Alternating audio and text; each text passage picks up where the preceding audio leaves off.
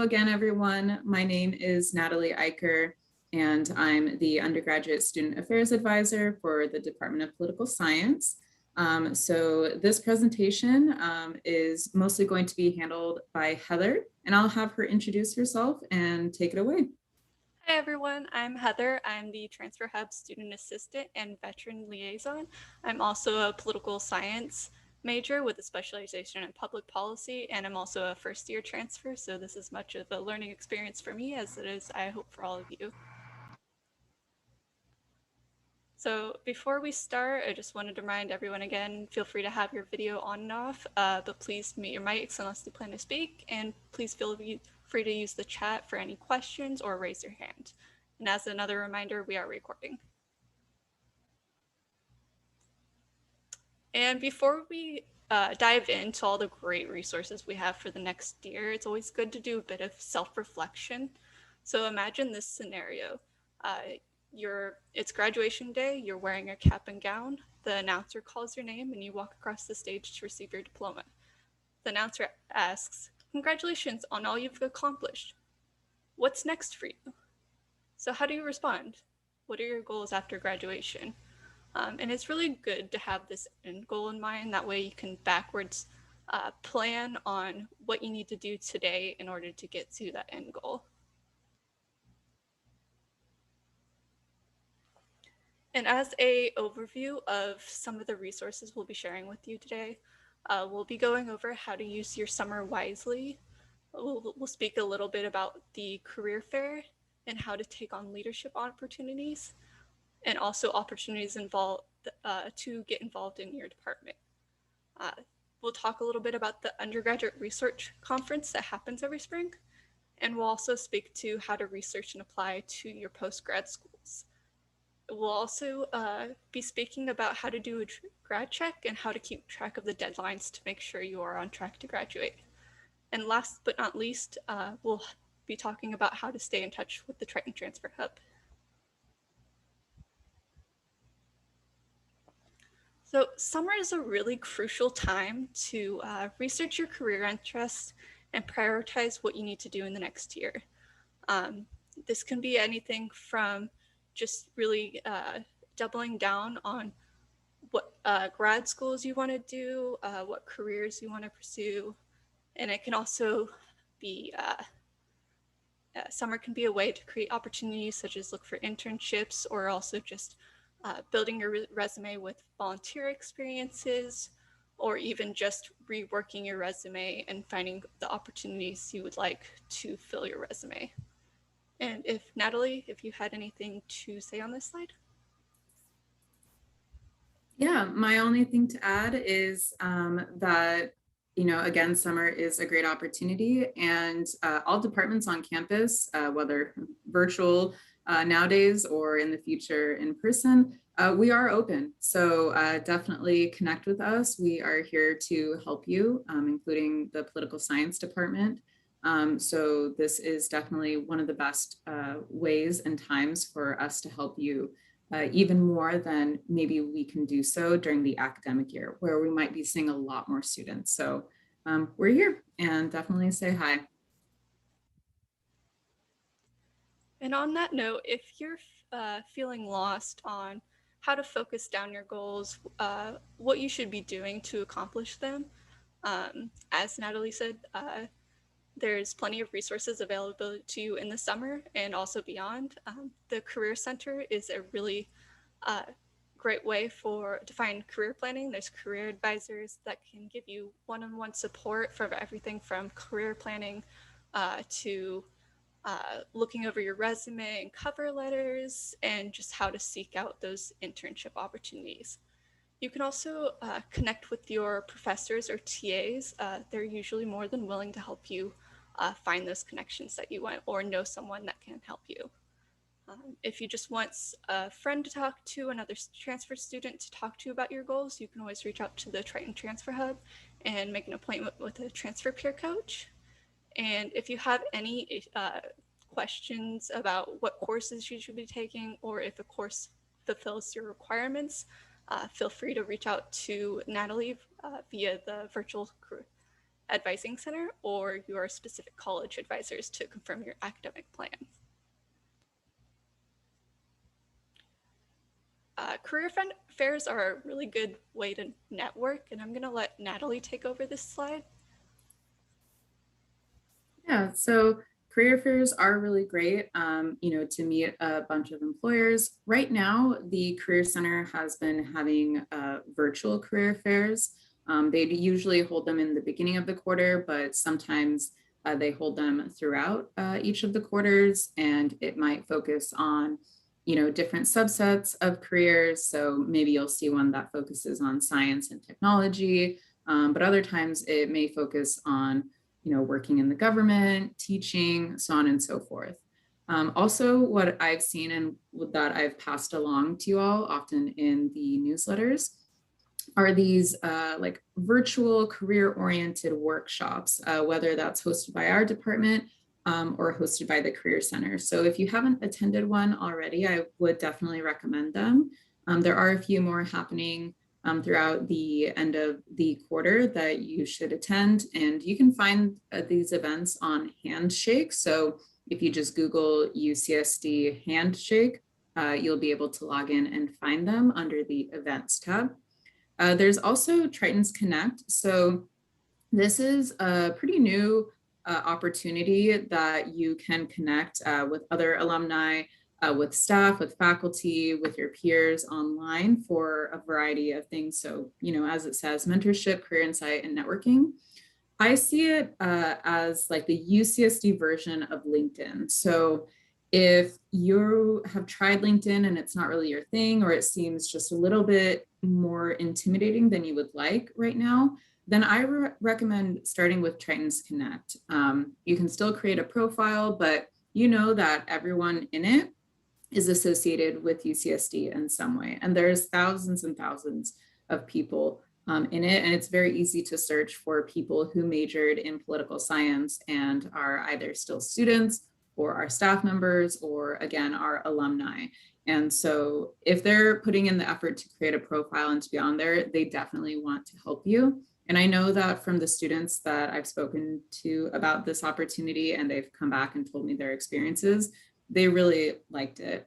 And just to go off of what Heather was saying about, doing things in the summer, this is something that I would recommend you do really at any time, but summer is nice as well, just because you have a little bit more time, as do other people, to connect and chat and help you out. I would definitely recommend Triton's Connect. I plan to use it a lot more this upcoming year. I've created a profile and it's definitely, I feel like it's more user-friendly to UCSD students and alumni, more so than LinkedIn. Another good way to make use of your next year is to take on leadership opportunities. And leadership opportunities doesn't always mean that you need to be on the board of these associations, but it's also another good way. The Political Science Student Association is a really good way to stay updated on opportunities and also network with students in your major. Pi Sigma Alpha is our Political Science Honor Society. I actually just signed up this quarter for that, and it's also another good way to keep in touch, network, and stay updated with those opportunities. Associated Students is our UCSD wide student association. It's a really good way to get involved with events and just the student body in general. And for those of you that are interested in law, we have a pretty competitive mock trial team. We also have a model UN. Kappa Alpha Pi is our pre-law co-ed fraternity on campus. And we also have the Law and Society Club, which is another great way to get involved with like-minded students in the law field. And Natalie, if you had anything else to add on these groups. Nothing else to add. Okay. Getting involved with your department is another great way to make the most of your next year. We have the research apprenticeship program, which goes on every winter and spring. I believe right before winter, the graduate students will ask for help on their projects, and you can apply to work with them on their research project. We also have the faculty mentor program, which is done via the Undergraduate Research Office, but you can take it as a political science course for independent study. We also have the Senior Honors Seminar Program, where you'll be working with a faculty advisor, and it's a fall and winter course. You'll be doing a senior thesis. As a caveat, if this is something that you're interested in, you should be looking now for a faculty advisor so that you can prep for this. We also have the Alumni Mentor Program, where you can be paired with an alumni who's in the field that you're interested in. And there's also the Undergraduate Research Symposium, which is a great way to present your research projects in a real world environment and get direct advice from faculty. And Natalie, if you had anything else to add on this. Yeah, the only thing I would add is to, again, start thinking about these things now. Do your research about them. All of it is on our website as far as information, just so you can get an idea of what's expected of you. You can plan for it early. You can connect with me to see how it can be incorporated into your academic plan, because for the programs such as the Research Apprenticeship Program, Senior Honors Seminar Program, and then Independent Study, those courses that are associated with it can be applied to your major requirements. So that's a really cool benefit of the programs, and that's something you should definitely connect with me to see if it's a good fit.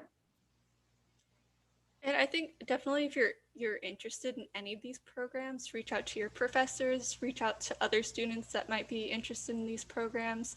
I'm currently thinking about the Senior Honors Seminar Program, and I'm having a tough time finding my research question, but just talking it out with students, with professors is really helpful. Internships is another great way to get experience if the research opportunities aren't really your thing right now. The academic internship program is a program where you can reach out for your own internships and get academic credit for it. This does have a research component, so you do need to find a faculty advisor. If you want a internship for academic credit for the summer, you should be thinking about finding a faculty advisor now, because those deadlines are coming up very soon for the summer session. We also have the UC DC and UC Sacramento semester programs, where you can look for internships within these programs and work either in the DC area or at the Sacramento State Capitol. And these internships usually have really good experiences from what I've seen going to the student workshops. You can also find a whole host of internship opportunities on the Political Science Department website. And if you have any questions about those opportunities, you can always reach out as well. And if you've seen in your email, there's a weekly political science newsletter that Natalie sends out, which are always updated with opportunities. And then another way to find internship is actually by word of mouth. Some of these internship opportunities will be unlisted, but if you reach out to your professors or even seek out opportunities by reaching out to political offices or organizations, you can usually find that someone's needing internship or volunteer help, which can be a really good way to get that on the ground experience. And Natalie, did you have anything to add to this? Nothing else to add. Thank you. And research in applying to graduate school, this is definitely a large undertaking, and everything. If you're thinking about graduate school, you definitely want to start early on your research process. Start speaking to your professors and TAs. TAs are currently in a grad program, so they might be able to give you really good current insight into the projects that they're doing. And you can also attend workshops to learn more about how to apply, what you should be looking for These are often hosted by the Career Center, the Political Science Department, and other student support services across campus.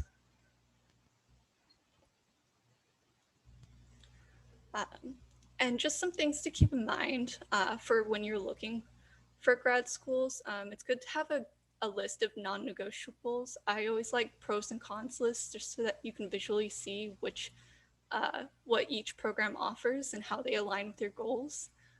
If you're more flexible on location, it's more likely that you'll find more programs that align with what you want. And if you're thinking about taking the GRE, a good thing to do is to make sure that the program you're applying for requires the GRE, because some of them don't. So you want to make sure that you're not taking a GRE if it's not required of you. And Natalie, did you have anything to add on this? The only thing I would add is to just really think about, the pros, cons list that Heather was sharing, your non-negotiables, just because you really want to, yes, be flexible in what's within, what you want and what's possible, but also at the same time, it allows you to keep in mind what's important to you and really stick to what you want without maybe making sacrifices that you didn't want to or didn't intend to make. And yeah, just really keep in mind the pros and cons. For example, the GRE, yeah, not every program requires it. And if that's something that is important for you to save yourself time to study for it and money, because the GRE is about $200, then that's okay. That is okay if it's a non-negotiable. It is okay if you are location bound, meaning you can only stay within a certain area because of certain responsibilities that you have, maybe to your work or to your family or to yourself even. That's fine as well. It's just really understanding what's important to you.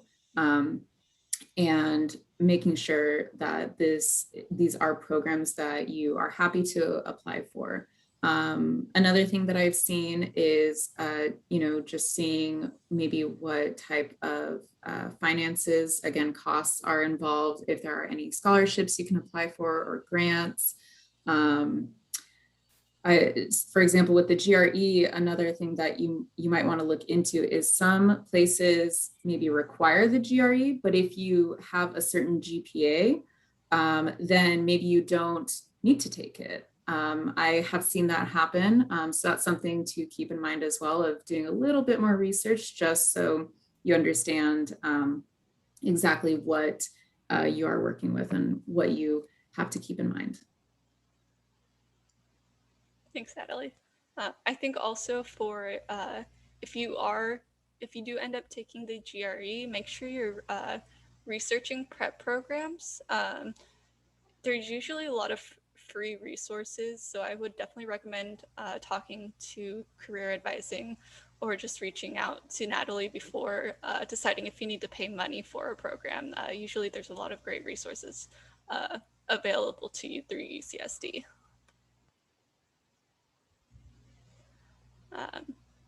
So the summertime is probably a good time to start studying for the GRE if you need to start preparing that statement of purpose and get everything in line in the summertime, so that way when applications roll around, you're ready to go. You don't really have to worry about this along with your other coursework.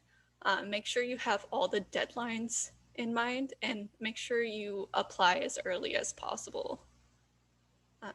Natalie, did you have anything else to mention on the statement of purpose?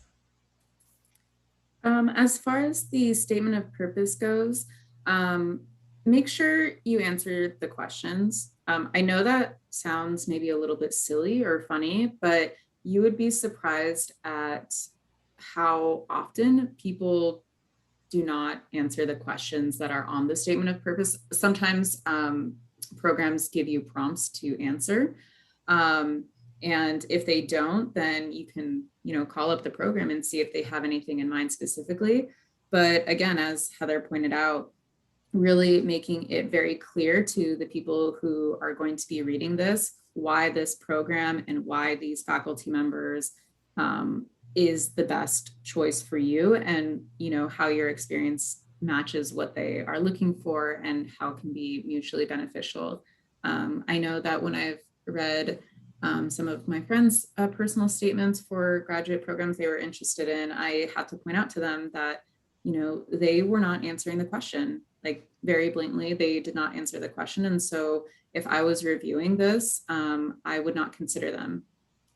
So just keep that in mind. Just a fun little tip. And the Career Center does have one-on-one appointments to get the statement of purpose reviewed. So as many times as you need, there's so many people here to help you out and focus your statement of purpose. And I know a lot of you may be applying to law school, so some things to keep in mind is your GPA and your LSAT score are going to be some of your major deciding factors on your admissions. Definitely for the LSAT, you want to backwards plan, choose an exam date, and then start preparing. A lot of people recommend doing 6 months of independent study and carving out maybe 4 to 5 hours a day to study for the LSAT. It's definitely not something you can cram. It's definitely something you want to study for. And if you can kind of plan it out well before you apply to law schools, the better. Khan Academy is a great resource. A lot of people recommend it. It's free, and you can also reach out to our peer law advising, Nicola Retzius and Misa Nichter. And Natalie, if you had anything else to add on this. The only thing I would add to this is we do have a few videos on our department's YouTube page that pertain to law school in some way, shape, or form. I will add that link in the chat shortly, but feel free to take a look at those videos from events past. Doesn't have to be right now. I know you all are wrapping up midterms and will be preparing for finals in a few weeks. But again, this could be maybe a summer project as you wish, to learn more about it and see if those videos can be helpful in any way for your decision.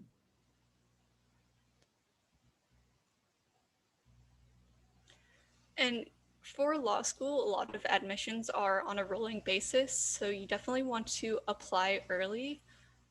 Most of the applications open in September. There's a lot of recommendations to apply before Thanksgiving, just to give yourself more opportunity in admission. You also want to apply broadly, even if you're sure that you're going to get into one school. I was really surprised to learn that you can actually negotiate your financial aid. So if one school offers you more money than your dream school, you can go back to your dream school and ask that they up your financial aid based on the other offer that you received. A lot of students considering law school also consider a gap year. Work experience can be really helpful to your admissions process. And then for your summertime, you definitely want to plan ahead with your personal statements, get everything in line, have your letters of recommendations for your professors, have your essays written down as much as possible. That way you can just hit the ground running once those applications roll around. And Natalie, if you had anything else to add to this. Nothing else to add, thank you. And Grad Check is definitely something that you're going to want to keep in mind over the course of your next year. On at least a quarterly basis, you want to make sure that everything in your degree audit looks right. Any classes that you had transferred in are transferred in correctly. Make sure you're just double checking that all the boxes are being hit. And if anything's missing or seems incorrect, make sure you reach out to Natalie so that everything can be corrected. And by the time you're ready to submit your DA for graduation, everything's in line so that you don't have to worry about things being last minute. And Natalie, if you had anything to add to the Grad Check. Yeah, definitely. So it's always really important to do this periodically. Degree audits are updated all the time, courses are added all the time. And so what that means is there might be a delay. So we add a few new classes, but because it wasn't around when you entered UCSD, it's not going to show up in the correct area of your audit, whether that's, in our case for the major, or if you have a minor, so on and so forth. So for that reason, it's really important to take a look at your audit frequently and see, like, does this look okay? Is everything in the right spot? I can't speak for other departments, but for political science, we have added a lot to our curriculum over the past couple of years. And so, I, as the advisor, do my best to at least share out with students like, hey, we've added these new classes. This is where it can be allocated. Just please send me a message on the virtual advising center, once you're enrolled in the class so I can move it accordingly. It's no big deal. It happens all the time and I'm happy to do it. But I do require that that students reach out to me. Otherwise, I don't know who's enrolled in it, who's not, if they want it to be in a certain area or if they don't. So please reach out. I know the degree audit can be a little confusing for people to understand in its entirety. I have the privilege of looking at them every day, multiple times a day. So I understand it very, very well because it's my responsibility to do so. And I'm always happy to explain to a student, what these sections mean, what they need to look for, especially if you just want a second pair of eyes. Another thing that I do want to share out about, grad checks or the virtual advising center is, don't be afraid to maybe I'm going to say call out an advisor if you think that we're misadvising you. And what I mean by that is there are situations in which maybe early on I talk with a student about a certain class and it's going to be allocated in a certain part of their audit. And then many, many months pass and then they ask about it again. And maybe for some reason or another, my answer has changed or the class has moved. And I'm like, oh, I don't see it, it's not here. Then that student can say, actually, we discussed this on this day, here's the contact number. And then that allows me to actually see what our communication is and then make those corrections. I had it happen recently where a student was missing some lower division political science courses and they wanted to graduate at the end of this quarter. So I was like, hey, what's going on? Where are they? And then they informed me that, oh yeah, I actually took those at a community college in California. I sent in the transcript. Has it not been received? And so with that, at least I felt better of knowing that the courses they took at a community college are eligible. And so they are cleared of those requirements once it is processed by the Office of Admissions. But again, just letting us know what's going on because we can't know everything, but we are human. So I'm always happy to take a second look at an audit, and just to make sure that everything is correct. I do my very best to make sure that it is because I would hate to be in a student's shoes and be misadvised because I know it's really important for you all to graduate in a timely manner, save yourself money, time, stress. But again, just always reach out. That's what we're here for. So that's all. Thanks, Natalie.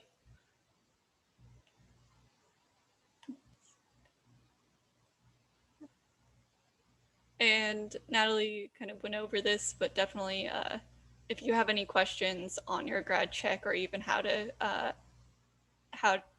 progress in your grad plan, feel free to reach out to Natalie. No question is silly. Natalie's very responsive, so always feel free to reach out to her. And as we hopefully go back to campus in the fall, definitely if there's anything you remember from this, the Triton Transfer Hub is here for you. We have transfer peer coaches that are available for academic advising or to refer you to your department if that's necessary. How to get involved. We put on social events, whether that be virtual or if we do begin on person. We have a lot of academic and professional workshops, and we're also progressing our online presence. So we have a Facebook, we have an Instagram, and we're also on Discord now.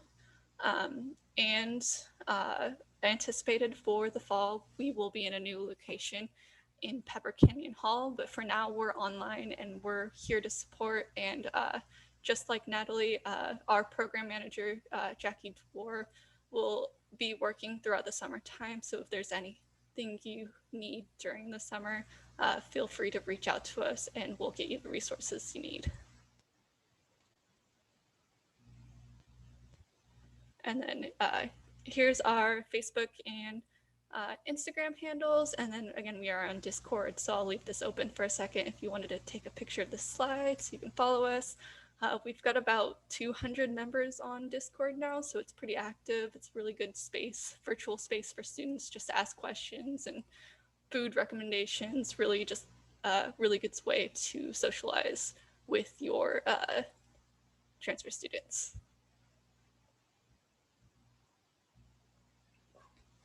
So just as an overview, definitely use your summer wisely. Reach out to Natalie or the Transfer Hub if you need any assistance with any of these opportunities. You can get involved with your department. If you are interested in any of these opportunities, reach out to us. We'll point you to the direction you need to kind of research these opportunities if it is something that you're interested in. And Natalie, if you had any other. Yeah, again, just don't be afraid to reach out. Early communication is great. Consistent communication is great. I do my best to share out, what I hear through the newsletters and other emails. But definitely, I would just say, the number one point, use your summer wisely, truly. I cannot support that enough because you can take a look at all of these and actually make a plan for yourself without having to also balance midterms and finals and, connecting with friends and, being there with family and loved ones and taking time for yourself. You can really sit down and see what's important to you, what you'd like to look into further. And again, we are here. We are not taking a break just because it's summer. So please do connect with us. I know for myself, we will be welcoming the new incoming students. So new first year students and new transfer students over the course of the summer, and then eventually having orientation for them as well. But we are here. We're happy to help.